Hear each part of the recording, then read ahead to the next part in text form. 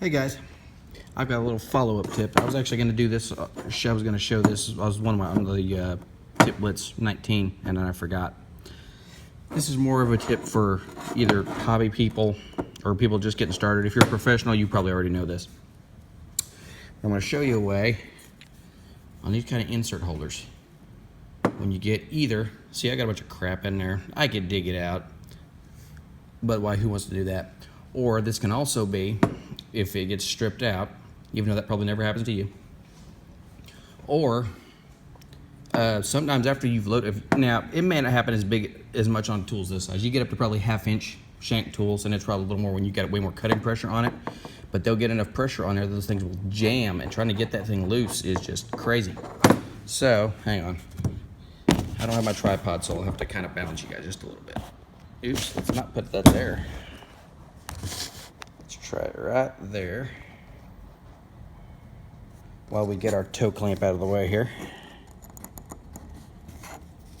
Now, and actually the same thing applies to the toe clamp. I'll just give it away. Let's just say the toe clamp was too tight, or you stripped it out for whatever reason. If you flip this thing over, see there on the bottom? It's the same screw. I know some people, and on here they're labeled, so it's pretty obvious. If you just picked it up and glanced at it, you might have just thought it was just a through hole and not realize that if you can look in there, let me see if you can see it. You can kind of tell, but you can see it's got the hex on the inside in there. So you can actually go in from the bottom. There we go. Like that. Now, since you're coming from the opposite direction, on this, obviously we're turning this way. We want the screw to turn the same way. So if we went on the bottom side, it would seem like you're tightening it, but that's not really what's happening. So we crank it like that. Now, if this was extra tight, you could actually stick one here, and then you'd have two to push on, and that makes it crack loose way easier.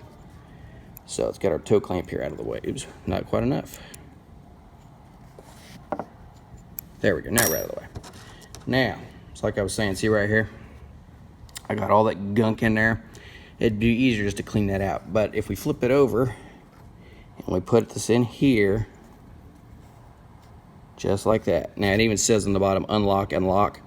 So we're gonna go what seems like we're tightening it, which we are, but since we're tightening it through, it actually lifts the insert that way. So we're gonna crank that like that. There we go, see that?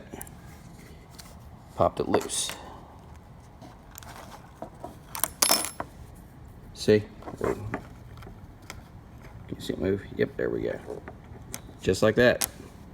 And that's just from that little deal on the bottom. I do have one that even though you can see the screw on the bottom, it doesn't have a hex on it. I don't know why. And you could probably just replace the screw. It was probably just a cheap holder. I thought I got it from the same place I got this one, but you never know. So anyway, there's another little quick tip. Like I said, that's more for either hobby guys that just started getting insert tooling, or if you just got started in general. Like I said, if you do this for a living, you probably already know that's there. But anyway, go give that guy, run out, grab a tool that you have that's jammed up, see if you can free it up. See ya.